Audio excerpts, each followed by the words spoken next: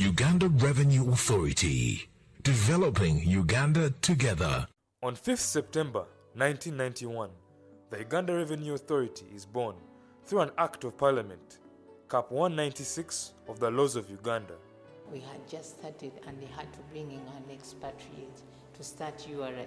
And actually, we worked with him in the same office in that we started from Bank of Uganda, if I can bring that.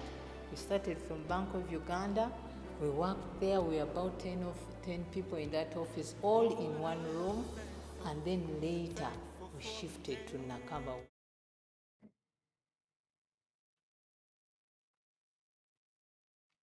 It's a beautiful morning at the URA Tower, at the URA Studio, URA TV. My name is Benezeri Wanjala Chibita. I'm your moderator today. And today we are delving into a very interesting subject. I have with me two experts on RECTS and TMU, transit. If you don't know anything about those things, today you're going to learn. It's going to be a very interesting 1 hour.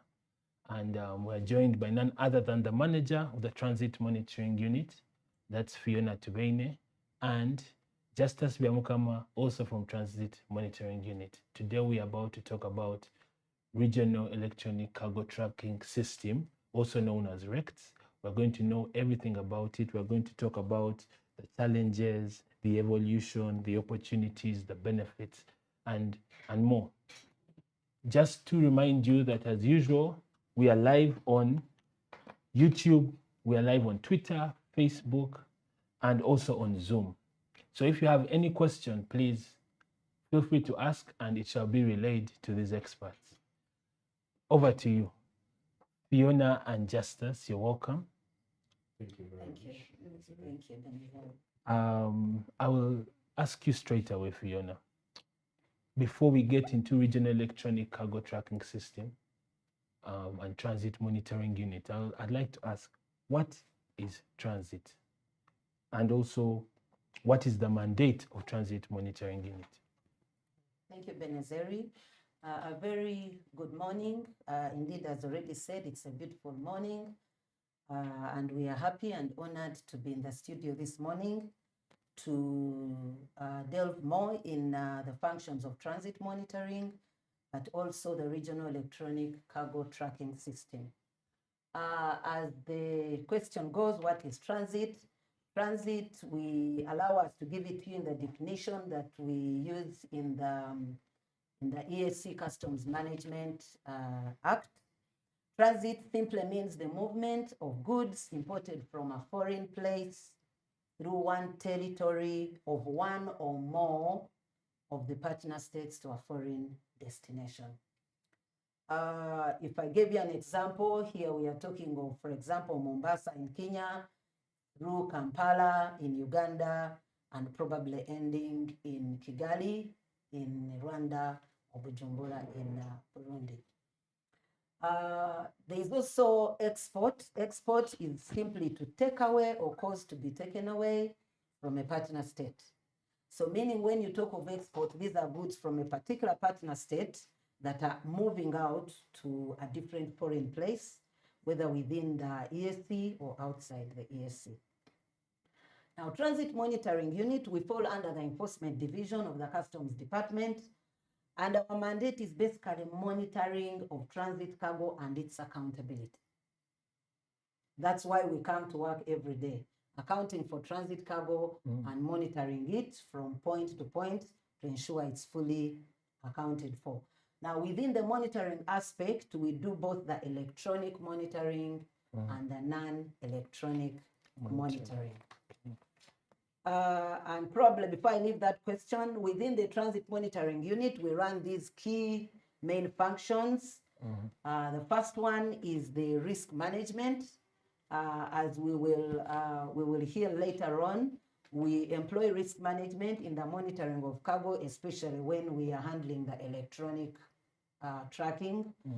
We support transshipment anytime a client has a challenge along the way before they arrive at the final destination. TMU will always be there to support the transshipment in case of accidents or any other challenge the transporter may have. We have the rapid response function. In case there is still a challenge on the road, we have teams that are always ready on the ground to be able to run and assist from whatever location of the country the challenge has happened, and we call them the rapid response functions. We handle transit validation.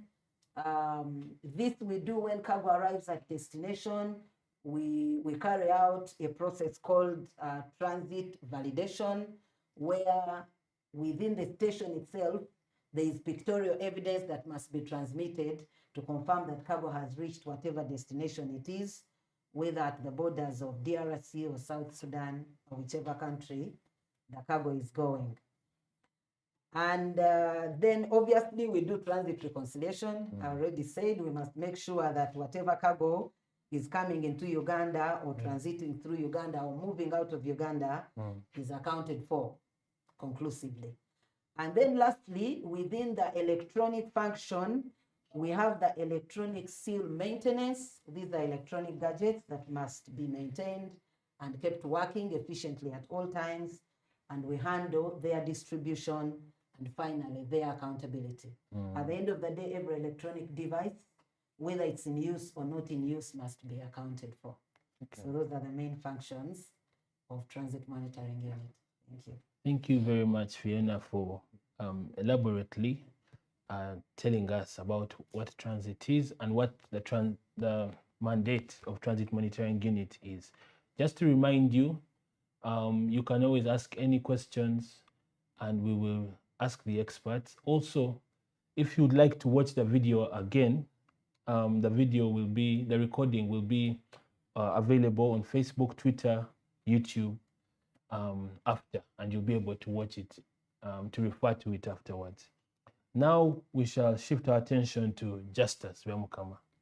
I want to ask you a very basic question. What is RECTS? Thank you, moderator. Indeed, like you said, it's kind of basic for now, but it is very critical that we all know.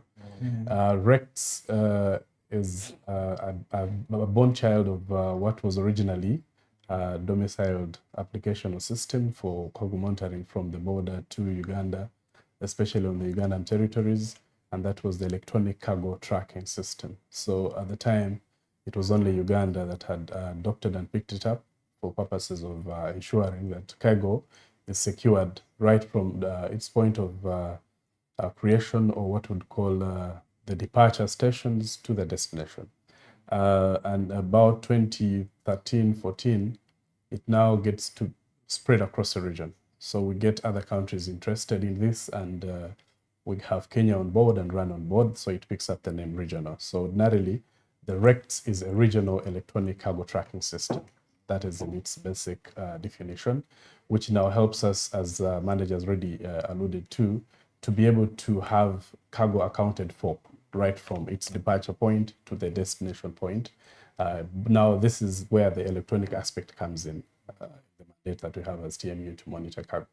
So in brief, that is the regional electronic cargo tracking system. It has some components that actually create it or now make it complete. And one of them is the device, which is an electronic seal, and it is both GPS and GSM enabled, which allows us to have real-time tracking of this cargo along the transit routes.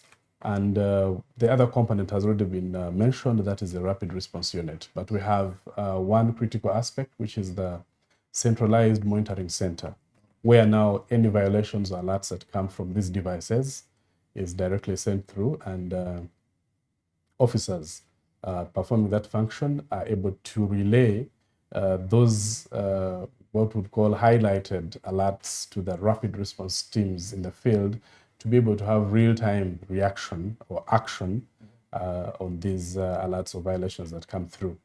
And still on the device component, we have the seals maintenance office. Like she said, they do not go out in bad state. They have to be in a very good state. So we have a team that does quality assurance on these devices before they are sent out to the field and after they are brought from the field, so that we're able to have functional systems throughout. That is the other aspect that we have. to now complete the whole component of RECTS. Thank you very much. All right. Thank you very much, Justus, for that. I'll switch back to Fiona. Fiona, you both explained TMU and then you also explained RECTS and how it came in. You told us that what it has been able to achieve, but would like to know what challenges gave birth to RECTS. What was RECTS trying to solve? Okay, thank you, Benezeri. Our viewers allow us to share with you those challenges that really necessitated that we actually go regional with the electronic cargo tracking system. First of all, before we began tracking cargo electronically, we had a physical convoy system. Now, the physical convoy system involved that you get trucks in one place and you convoy them. As we see convoys, like presidential convoy, you must all move together. So trucks would have to all move together in that convoy until they get to the final point where staff are able to now reconcile. But that means all of you must arrive at the same time. It had its own inconveniences. And then in other cases, we would insist on physical escorts. The more sensitive the cargo, the more it necessitated that it's convoyed, but it also may have a physical escort to beef up the security. So we couldn't continue that way. That is one. Then two, accounting for cargo. We were accounting for cargo manually.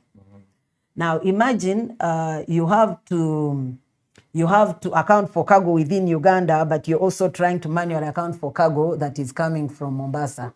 Because with the birth of SCT, it meant that our first point of entry into the community would be our first station for Uganda. So if cargo is declared at Mombasa or Dar es Salaam, it means you must, if you are not tracking, you must now manually account for it in Uganda and across across our borders. So there were those difficulties, and it was important that we now find a system that will allow us to account for cargo across the region. Then number three, poor coordination. There's no way we would coordinate with other partner states because cargo may get a problem in somewhere in probably Tanga region in Tanzania or in Naivasha or Voi or any other place. And you would not be able to now connect with the counterparts on the opposite side to be able to account for cargo. But now with the RECTS and with this system, it necessitated that if we can have this single view of a system that will be able to show us where the cargo is, whether it's in Kenya or it's in Rwanda or Uganda, then it will be easy to coordinate with a counterpart for any quick action that you need on that consignment. And then lastly, which was very important, multiple systems across the corridor. Within the northern corridor, Rwanda had its system, Uganda had, and Kenya had. Now, to be able to now track and account for cargo seamlessly within those multiplicity of systems was also cumbersome. So that's how we get the RECTS to be able to give us a single view, very transparent, real time, and across the whole region, the whole corridor, so that we are able to count for transit cargo anywhere, anytime, and in real time. So those were the main challenges, and we believe RECTS was able to plug in and solve those challenges for us. Thank you. Thank you. Indeed, RECTS, we no longer have issues like this. And it's now people that have started trading post-RECTS, they don't know what it was like to transit goods in that time. And I'll now go to Justus, and I'll ask you, Justus, following up from what Fiona had said, could you tell us how RECTS works? But also, could you also take us through the improvements, the evolution of RECTS, and what improvements have been made ever since the beginning, its inception up to today? Thank you so much. How RECTS works is that it is an enabler in the transit monitoring in aspects of accountability. So at the point of departure, we have documents, what we call a transit document generated that would actually detail what is expected to be actually conveyed across the transit routes. So at that very point, when the document has been generated that confirms all the goods and that are going to be within this consignment, the officer is able to first evaluate or assess these documents to make sure they're all intact and they communicate what is actually expected to be in the containers.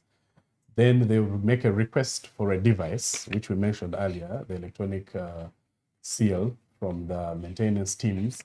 When it is availed, this officer moves to the cargo itself, wherever it is positioned, to confirm or do a site or verification, just to be sure that what has been declared on this document is exactly what is in this conveying means, probably a container or a box body. At that particular moment, when they are very certain, they'll, like we had said initially, this is a regional system. So we'd expect that whatever action happens at that particular moment, all the partner states are party to it, because the system in itself is already web-based. So there's a lot of access across and ease of access. At that point, when the officer confirms the validity of the information in the document, goes into the system and is able to capture the details from the T1, or what we call the transit document, into RECTS now, to feed in all the requirements about the consignment, the description of the goods, the details of the driver, the truck details itself, and the route. Where is it moving from to where? So that now we're able to monitor it through that gazetted route. Then they'll go to the system and be able to now, before actually going to the system, they first do what we call arming, the physical arming of the device to secure the container. So after that, then they'll go to the system login, and they'll be able to now to punch in all the details and do what we call activation. At the very point of activation, that's when now our monitoring begins. When it is activated in the system, a signal, or would call it a beep, is sent through to the dashboard on what we call the Google Earth map, which indicates that it's like an icon that shows this particular truck now is active and ready for monitoring. So we keep our eyes on that particular truck, but most importantly, at the centralized monitoring center, we're looking out for any violations right from that point when the officer has actually hit the activate button. We're now watching out for any other violations. It wouldn't be that prudent that the officer will actually remember, oh, I forgot now they were supposed to have put this in the container and things like that, because that is done prior to sealing. So we expect that when it is sealed, the next tampering we expect to see is a destination. Anything in between is something that raises our antennas, and we're able to analyze why are they tampering with this device? Is there anything that warrants it to be tampered with, or we actually need to go out and confirm? So at the point of analysis of the CMC, the officers will look through all these details. If there's a lot of uncoordinated information, they'll send it to the rapid response team, which is the RRIU. Now there's an app that coordinates. It works on the same module, but it is an app which is now used in the tablets or the phones. The RRIU officer now picks this up and is able to respond and react. But assuming this does not happen, and right from the arming, the device is okay, it's not returning any violations. It's actually on the route, it's moving in the gazetted route up to the destination. Then we expect that when it arrives at destination, the exit or the receiving officers also do the same. They first do document confirmation and look at the integrity of the device, the seal itself, even in addition to the other customs seals that would have been placed on the container, shipper's seal and things like that. If all of them appear to the officer to be very okay and untampered with, the officer now will go ahead again, log into the system. It's the same module, log into the system and do what we call deactivation. And at this point, we expect a remark from the deactivating officer to indicate to us that I've actually deactivated and I found everything intact. So there's nothing to worry about. Now, from that moment, all the other processes follow through. Clearance to exit or enter into the bond and be follow through with the customs processes. In instances where there are violations along the route, probably there was an accident and there was a requirement for transshipment and things like that, still we expect a remark from the person who has actually worked with the device. If not, we would expect a report from the rapid response teams that would have gone out to ascertain what would have happened. So in brief, that is how this RECTS works. We are out 24/7 because from the moment the device is activated, all the teams and they are on monitoring actually. We have a CMC center that runs 24 hours. It's both in all countries that have these systems active. So we have it here in in Uganda, it is in Rwanda, and it's also in Kenya. So whatever we see is what they see from the point of activation. Any violations along the route, they're able to also do the same like we would do from our part as Uganda Revenue Authority and enforcement. Before you go to the improvements, Yes. I'd like to ask: is there any? Does a trader have to pay for any of the services along this way? Not at all. Not even for the seal? Nothing. This comes at a free cost. The revenue authorities take on the costs of purchasing these devices, maintaining them, and making sure that actually the cargo is secured. So there's no one that is supposed to be paying for these services. They come at zero cost. Okay, thank you. That was one of the questions that was coming in from the Zoom chat. Okay. But yes, now kindly tell us about what has improved. Initially, RECTS came in to monitor the dry cargo, especially, and at that time we had some bit of challenge with the wet cargo, especially fuel. Having eyes on fuel, it was practically impossible. We'd only be able to monitor its locations with the dry cargo seal armed, probably in the driver's cabin, just to monitor its transiting, but not necessarily monitoring the quantities and the quality of the fuel. So there were so many challenges at the time of adulteration. You'd have siphoning, you'd have dumping of fuel and things like that. So recently there's been an addition of what we call the e-fuel monitoring module. And these tankers are installed with permanent devices, and still, like I said, they come at zero cost, freely. Those that are in the business of ferrying fuel just present their tankers, and they're installed with these sensors that now are able to monitor both the quality, the quantity, and the volume in terms of what has been put in these tankers. So we're able to monitor them right from the depot to their delivery points. What is expected is that the volume that has been detected at the point of loading is what is in these tankers all through the journey.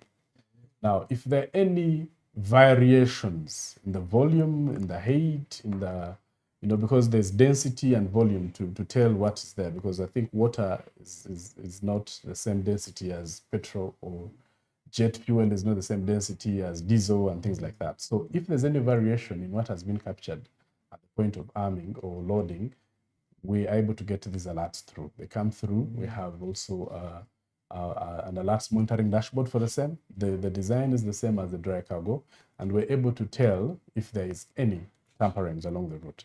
So that is one of the critical improvements that we've seen over the years. Secondly is that at the start of this project, we're being supported by TMEA, and we had a certain number of devices that are being distributed or bought at the time. But of course, there are very few compared to what we expected to arm and monitor. So most recently, in the few years, about 2-3 years, we've seen a growth in the number of seals. There's actually a lot. Uganda is almost hitting the mark of 10,000. We're pushing through to that end. KRA has already gone past that mark to some extent. So almost about 20,000 seals are available for use. So there's no excuse whatsoever that cargo should go unarmed. Yeah, the stock figures are very clear now. They speak loud, because at that time, actually in the entire region, we had only about 2,000 devices only in the entire region for both Uganda, Rwanda, and Kenya. But currently, Uganda has added in about, we had put in about 4,500, and now there's already a procurement that is in its final stages of another 4,500, which is nearing the mark of 1,000. 10,000. So 10,000, sorry. So there's great improvement in that aspect. The other one is that as URA, we realize we've had growth in business, in the business park of Namamve and that areas that are within. So we are extending the Seals Maintenance Office services to Namamve. And the people in those areas now should know that you don't have to go through the jam, Chireka, where you get into Nakawa to secure a seal for your cargo. There is going to be a delivery or a service point in Namamve and in particular at Good Brothers. So they'll be able to access those seals. They'll be collected, maintained, and serviced and distributed from that so that you don't have to spend time. The other last one is that there's been improvement in the arming capacity. Like I said, before we had very few stocks in terms of sales, and the arming was not so much. That time it was actually prioritized, and it was at about 12% when RECTS began. Over the years, we've seen it shoot up to 23%, and now we're aiming at 50% at the beginning of the financial year that we're going to push. So there's great growth in terms of what we're able to monitor across the transit routes. Yeah. Okay. Yeah, thank you, Justice. As you've heard from him, there is a new maintenance office in Namamve at Good Brothers, and so that will be able to cater for a big number of people, and there'll be less congestion. So now we'll move on to Fiona. Fiona, who are the major beneficiaries of RECTS? Thank you, Benezeri. RECTS, as it's already been discussed, first of all, our main beneficiary is the importer, the owners of the cargo themselves, whether they are importing into Uganda or they are exporting. They are the main beneficiaries because they are the ones whose cargo is being tagged and tracked and protected. So they come out as our main beneficiaries. The second ones are the declarants, because definitely the owner and the declarant, as per the law, are one and the same. So the declarants are the next beneficiaries because when their cargo is tracked, then we are able to know that anytime they need information about it, we can be able to know where it is and be able to address whatever issues or challenge it may have. And then, of course, the transporter. All cargo moves on trucks. And therefore, the transporters are our next beneficiaries. Very, very important that they can be able to know where their truck is at any given time. A couple of times you get some complaints. Sometimes they come in and they are like, I'm told my cargo is stuck in location X in Kenya. And if it's tracked, we are actually able to know that, yes, it's at this location and it's actually a police station. And then we are able to find whatever extra information that the client may need in regard to their shipment. It can be an accident and they are not sure and they are asking, did the accident actually happen? So RECTS is able to help us respond to all those issues, whether it's from the declarant, transporter, or the owners of the cargo, whether importers or exporters. And then government agencies are other beneficiaries, because with RECTS we have this solid pool of information that is very reliable for whatever query may come through. So government agencies, another beneficiary, but above all the partner states, the revenue authorities. This has really benefited them a lot, especially that seamless coordination that we share, to be able to have the comfort to know that if cargo gets a challenge in Kenya, KRA team for transit monitoring will actually be able to address the challenge and fill us in on whatever steps they'll have taken. Same with Rwanda. And if their cargo is in Uganda, they can be comfortable to rely on us that will also address whatever issues have happened on that cargo so that the integrity of the cargo is not compromised. That's the overall. We are tracking this cargo and responding in real time so that the integrity of this cargo is not compromised, and therefore the government revenue that is within those shipments is protected 100%. Okay. Yeah. Thank you, Fiona. You've talked about the main aim, the main advantage of these electronic seals, which is to maintain the integrity of the cargo. At least people now know that there's a system to ensure that the way it was dispatched is the way it arrives. True. And we have been speaking about the beneficiaries, but I now would like to know, what are those benefits? that those beneficiaries accrue by the fact or by virtue of RECTS being part and parcel of our system. Okay. Thank you, Benezeri. Just as said, we've elaborated who the beneficiaries are. One main benefit is enhanced cargo security. Yes, and real-time assurance of where the cargo is at all times.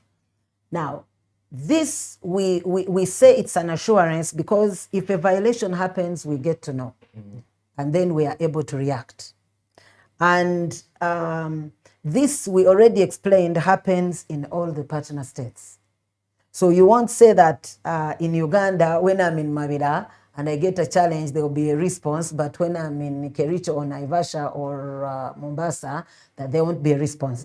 These responses will happen anywhere where the cargo, where the violation has been detected. So cargo security comes out as very important, and therefore, because of that, we are sure that revenue is protected. Government revenue is protected because we are sure of where the cargo is at all times, and it's secure, and its integrity is not compromised. So cargo security and protection of government revenue are the two main benefits. The second one, transit accountability. I already mentioned that we are able to account and follow through from end to end. If cargo is from Mombasa and it's going to Mpondwe, RECTS allows us to see this cargo from Mombasa to Mpondwe. If it's Mombasa to Kampala, same. If it's Dar es Salaam to Goli in West Nile, same story. If it's Mombasa, Malaba, Elegu, we are able to see where this cargo is. So being able to account for this transit has been made much, much easier with the RECTS, and we believe that's a great benefit that we have got from the system. Reduced clearance time. It used to take a long time to move cargo from Mombasa to Kampala, for example. We get quite a lot. Our volumes from Mombasa are very high, which are entering Kampala. So we used to see about 14 days of trucks moving from the port of Mombasa up to the bonded warehouses. But now with the electronic tracking, once a consignment is armed, we see an average of 4.5 days to 5. Wow. That's the average we are running. A couple of months ago, we even had a truck arriving, I think in 2.5 days. Not 2.5 days, I think about maybe 22 hours. Yes. Yes. So that's how much the electronic tracking has assisted, because somebody gets on the wheel and knows, okay, I'm on the radar. All I need to do is deliver this truck where it needs to go. So we've seen a reduction in transit time drastically, running at 4.5 days to 5 currently. And we believe it can even be less if the other bottlenecks along the corridor can be minimized. Then we would have our trucks move into Kampala as quickly as possible. So reduced clearance time is another benefit that we've registered. And then another very, very critical and main one is the enhanced transit information exchange. Now you can get any information on transit from Rwanda or from Kenya, or if they need from Uganda. It's very easy because it's a single view, it's a single platform, single system, all information is within there. The same report I access in Uganda is what Rwanda accesses and what Kenya will access. So not at any given time will someone say, I can't find this. To the extent that if they were investigating even a consignment, for example, and it had a challenge in Uganda before it crossed Malaba, they may not even need to ask us unless they want to, because the information will already be there.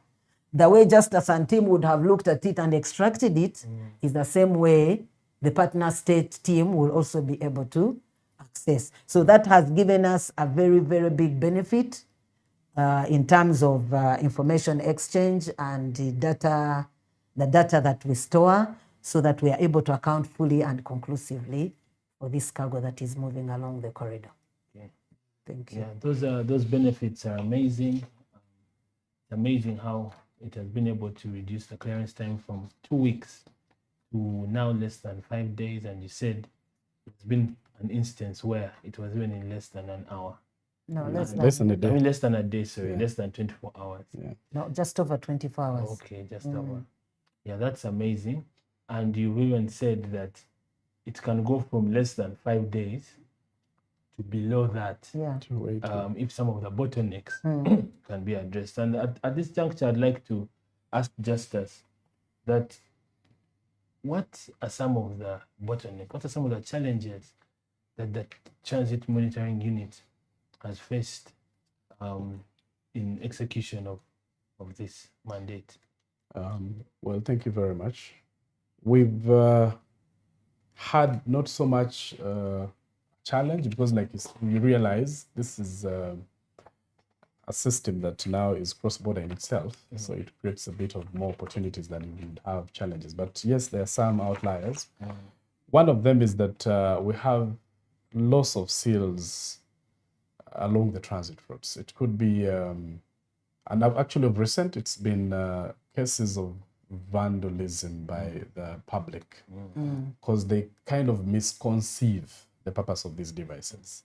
And in their mind, most of them believe that others think actually, fun enough, that these they could actually act like power banks for them. Because they realize that the 60 days that you indicate there, if I have anything that can go for 60 days for me, that's already a win. So most of them actually target them out of misinformation, thinking that they will serve them as power banks. And in some scenarios, we've had recoveries from some of the manyatas in the east. And these guys have actually used them to power their small lights as solar panel backups. So it's quite something that the public has misconceived their purpose, and they tend to vandalize them actually intentionally.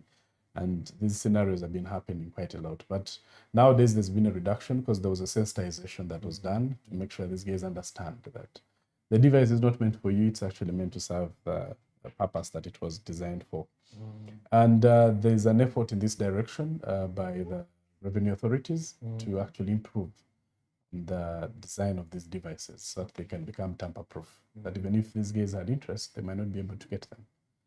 That's another bit. The second one is that, like I'd mentioned, there's been a lot of tamperings on the eastern route, especially because there was that misconception. I think one could have gotten one that probably accidentally fell down, and in their exploration, they discovered that they could use it for something else. So it's mostly the loss of these devices and the tamperings that we have along those routes. And we have drivers, out of the fear that they will lose these, because they're quite expensive. A device in itself is expensive, so replacing one is quite cumbersome. So what the drivers do is, especially on the eastern route, Mbale, Soroti, Kambin, there are some notorious areas where when they reach, because the terrain is bad, the environment is not so safe and secure, they prefer now to do tamperings of these devices, go up, unmount them, keep them safe wherever they're going to maybe have a night. And then when they're done with their resting, again, armed. So for us here, we're receiving a lot of alerts and you're responding to these only to call, and maybe these teams go there. There's a time Mbale team went there and the guy comfortably tells them, no, I removed it and I have it in my room because these guys might steal it. So those are some of the challenges, but thanks to the publications and information that's going out, most of them are being sensitized. They have a drivers association where this information has trickled through to them to tell them that actually it is safer leaving it up there than actually you having it. Because tampering with a customs gadget in itself is an offense. So if you do it boldly, then you're going to be penalized. You're trying to solve one problem, but you're creating more for yourself. So those are some of the outlying challenges that we receive and have been facing over time. But gladly, we've been trying to reach out to these people, and there's a bit of improvement, especially now on the Eastern route. The fears have gone a bit down. Yeah, the terrain is not yet that good, but at least the devices are safe and secure. The last one would be that in this whole aspect, these devices, like we said, sometimes might misbehave along the route, but that is now to do with the environment and the network coverage. That's not so common because the beauty is the devices roam. The GSM network is enabled to roam across the regions. So the signals that you get in Kenya, the same you get in Uganda because of that collaboration. So it's not so much of an outlier. Thank you very much. Yeah, thank you, Justice. Friends and partners, I think you've heard that. Let's not use stills to be used as power banks or as backup inverters for our lights, because you don't want to get on the wrong side of the EACMA law. These are offenses which are documented. And thank you, Justice, for making it very, very clear. And as we come closer to 11 a.m., Justice, could you tell us what opportunity RECTS presents to the revenue authorities? Thank you very much, moderator. There's quite a lot in terms of opportunities, and a few that would have highlighted is that RECTS, having been the very first one in this region in terms of collaboration, information exchange among the regional partner states, it still has room to accommodate even many more partner states to come on board. So there's a great opportunity in this, and we'll be able to now have an oversight role probably, or a view on cargo running through the entire region, so that you don't have issues of, but I don't have presence in Congo, so all my when my goods cross over the border, I'm not certain whether they have actually arrived to the declared destinations. So there's a great opportunity, and so far there's the effort towards having more enrolled, more countries enrolling in the system. Congo, Burundi, South Sudan, they're in their prime stages of coming on board, which would actually now expand the coverage for RECTS. The other opportunity is that we have an export booking module, which would now be able to allow us to have details on both the drivers, the transporters, and which has been a challenge before. It has already, it's been piloted, and it actually works very well. And even for the drivers of these units, to have a database of these guys, so that you're very certain there's accountability, end-to-end accountability. Who's moving this consignment needs to be known. Who's actually conveying it itself, driving it through these gazetted routes is also known. Now, before it was quite critical that the only information you have is of the driver. Now we are going to be tapping into knowing even the owners of these companies that recruit and have these drivers run through. So the other opportunity is now having the exporter booking module. We call it the export booking module, but ordinarily it has those functionalities embedded in it. Drivers, transporters, and all those aspects. Yeah, so that's a critical aspect, that there's room for expansion and there's room for growth that we're yet to witness. Thank you. Thank you, Justice. We will now go to social media. Before we continue, somebody is saying that at some point, could you be able to show us how RECTS is working right now, based on the display in your department, so that we get an overview of how those trucks are moving from Busia via Uganda to any border post. So this person, who is anonymous attendee, he wants to know whether as a member of the public, he has access to the display that the people that are working in TMU have. So that's the anonymous attendee. Then Trust Batteries is just saying thank you very much. Then we also have Ambrose Turiahawe. He has said fantastic stuff. My question is, how do you handle incidents where the container arrives at the bond, finds it half full and weight as well, when actually at the time of leaving the port, the confirmed weight was okay? That's Ambrose Turiahawe. So we can, I think I can ask these questions to Fiona, but also just as if you would like to supplement, you can. Okay. Thank you, Benezeri. On access, just as I just mentioned about a module, a booking module that we are soon to enroll in the system. Now within there, we'll be able to capture information of the transporters, the drivers, which declarants, and then through that module, we should be able to now know who can actually have view of the cargo as it moves. Because it's not that everybody should have view of cargo which they are not actually connected to or something like that. Otherwise, of what benefit is it? So once the module is fully running, view will be given. If my truck is armed, then I'll be able to see it, whether as a transporter or a declarant, or the driver will be in the truck itself. So the transporter and the declarant and the consignees can be able to see their cargo as it moves along. So that we shall be able to do and incorporate in the booking module that we are now working on, where we are registering all these partners who are into the transportation, declaration, and importation process.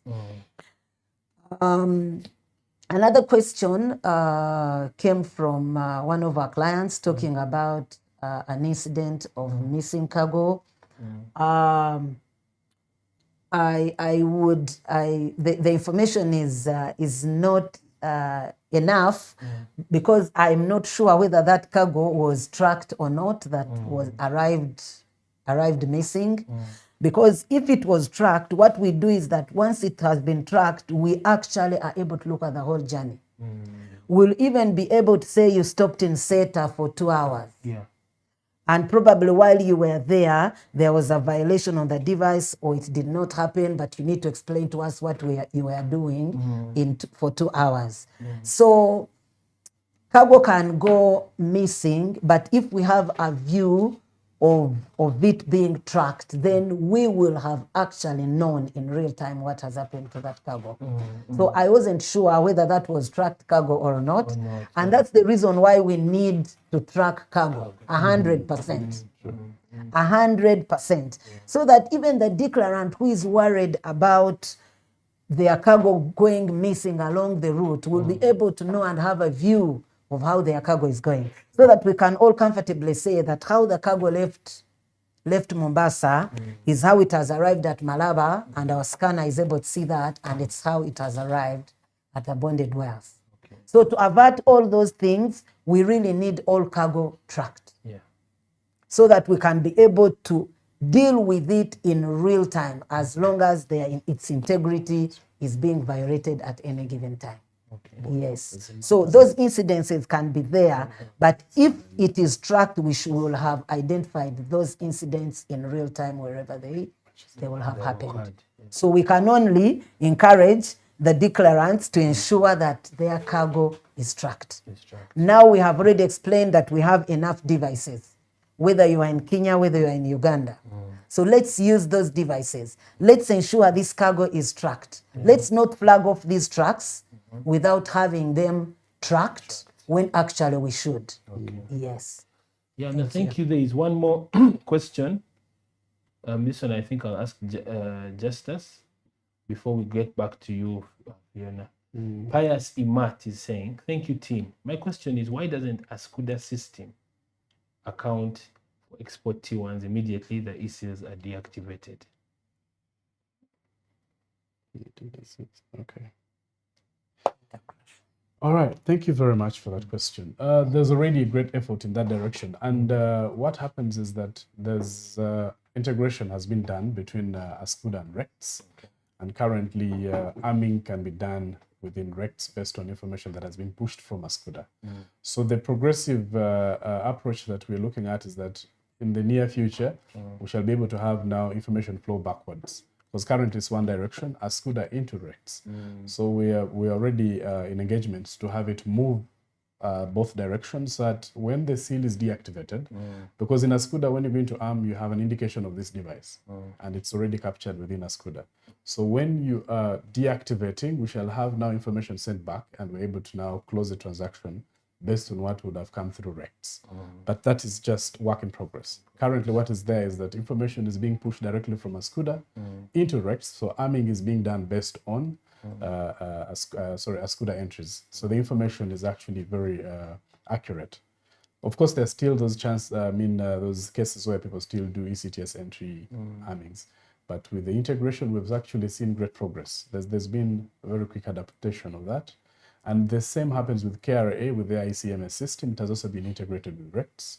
So all those challenges will be ironed out in the near future, because we're pushing this as a regional agenda, that we shall have integration of RECTS with the customs systems to ease the flow of these functionalities, so that cargo now can actually be accounted at closure or at termination of the seal trip. Yeah. Thank you, Justice. And Fiona, Ambrose who had asked the previous question, has said, yes, the cargo was tracked. So it means that with your scenario, you explained to him what you wanted to know. You've answered his question. Yeah. Because you're asking whether you don't know whether the cargo was tracked or not. And he's saying, yes, indeed. In his question, the cargo was tracked. But luckily, you had covered that. True. Okay. So this is a very interesting conversation, and more people are coming in, but unfortunately we are limited by time. We could go on longer, but I'll just use this opportunity to ask you, Fiona. I know you have a lot that you prepared for this, but is there anything important that you feel like you don't want to go without telling the listeners, the attendees? Is there anything that you feel like you would be an injustice to leave this webinar when you haven't imparted to the attendees? Okay. Thank you, Benazeri. I just wanted probably to begin by re-emphasizing that because we don't have enough devices to arm 100% cargo. Currently, we are using risk management and looking at our main sensitive list as URA or the Department of Customs, and therefore it is very important that the items, and I want to thank the moderator that the list has been projected, the items that are listed there are armed. They must be armed. So we want to implore our listeners and the viewers out there that if you're handling a shipment that falls in any of those categories, 1 to 28, please do not flag off that truck unless it is armed. The devices are available. We've already mentioned it here that if you're in Kampala and you are in the Namave area, Bweyogerere, Mukono, we have brought services nearer. There's a service center in Good Brothers Bonded Warehouse, which we are opening this week. We've already set it up. We believe before we close the week, we'll have opened it for full operation. Please let the devices be accessed by yourselves through the customs officers, because the officers will be available to make sure this cargo is armed, but do not flag it off. Insist that your cargo gets tracked, as long as it's in the numbers that we've given, 1 to 28. Because over time, we are also having incidents, probably just for information. We are having losses of cargo like exports, coffee, cocoa, which originally used to not to be in the risky category. But currently, we have thefts of coffee to the port of Mombasa, thefts of cocoa, even I think, what products? Timber, wood. So the risk keeps mutating. So when we are able to share a list like this, it's important that we actually ensure that those products are armed before they are flagged off. So our viewers and those watching us, please take note of that list that has been shared. They are the main products which are usually processed by yourselves, whether coming into Uganda or going out or moving through to DRC and the other countries. please let's have that cargo sealed. I'm stressing it because I think it's the way to go, and it's a concerted effort. It cannot be only about customs, it's about all of us that are in the process of clearing cargo across our borders. So it's important that we take note. Then probably something else I can stress is that whenever you are accounting for cargo, many times when your cargo does not probably arrive on time and you're being followed through and you're accounting, if your cargo had an e-seal, the accountability must be together. You must account for cargo, but also account for the electronic seal. It's very important. And that connects with another statement which I want to make, that if your seal is lost and you cannot explain its loss to the satisfaction of the officer, then that seal must be paid for because it must be replaced. So these seals are that important. They are very expensive, and therefore when the loss cannot be explained, we usually must collect for their replacement. Then same with damage that is not explained. Sometimes that damage is malicious. If it's damage, then the repair costs are also accrue. So I thought I would mention those so that our viewers out there, anybody who is handling cargo that is actually moving with an electronic seal, let them be keen to make sure that these gadgets are actually looked after very well. And if something was to happen, then there can be a replacement cost or a repair cost, whichever is applicable. Yeah, thank you. Yeah, thank you very, very much, Fiona. Thank you also, Justus. You're welcome. Right now it's 10:57. We have kept time. I think that you've given a very good overview. You've been very precise, and you've answered all the questions that have been asked and that people have always been asking about RECTS and TMU. Right now, maybe just yes, yeah. Another thing which is also just for stressing purposes.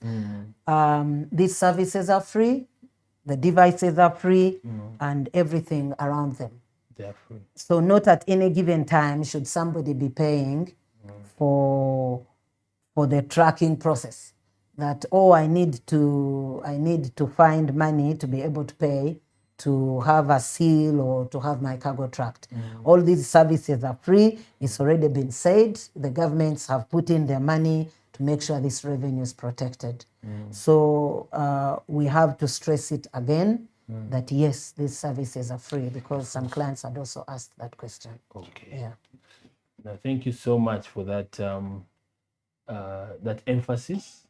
When the services are completely free, the government of Uganda has utilized your taxes. You already paid, and now trade is being facilitated, and you don't have to pay any coin.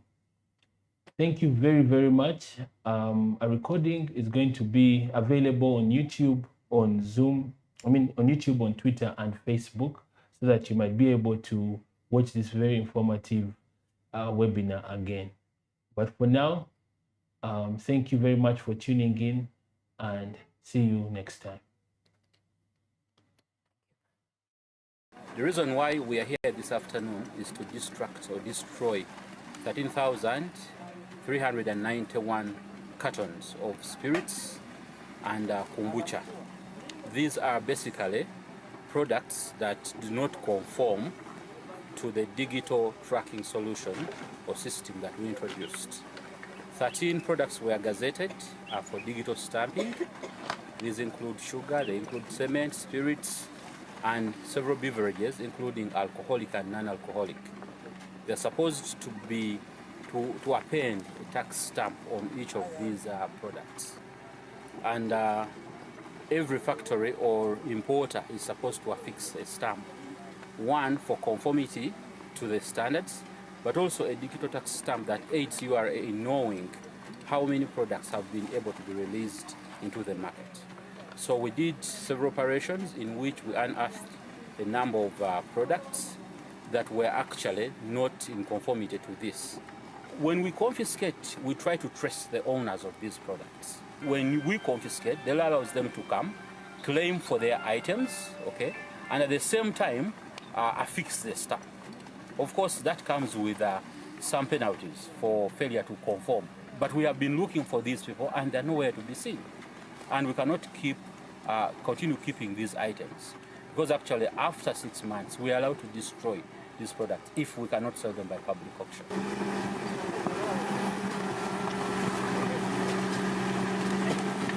Uganda Revenue Authority, developing Uganda together.